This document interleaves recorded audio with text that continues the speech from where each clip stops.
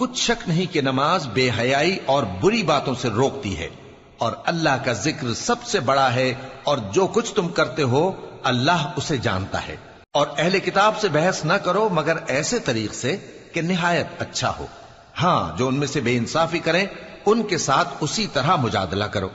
اور کہہ دو کہ جو کتاب ہم پر اتری اور جو کتابیں تم پر اتری ہم سب پر ایمان رکھتے ہیں، اور ہمارا اور تمہارا معبود ایک ہی ہے، اور ہم اسی کے فرما بردار ہیں۔ اور اسی طرح ہم نے تمہاری طرف کتاب اتاری ہے تو جن لوگوں کو ہم نے کتابیں دی تھیں وہ اس پر ایمان لے آتے ہیں، اور بعض ان مشرک لوگوں میں سے بھی اس پر ایمان لے آتے ہیں،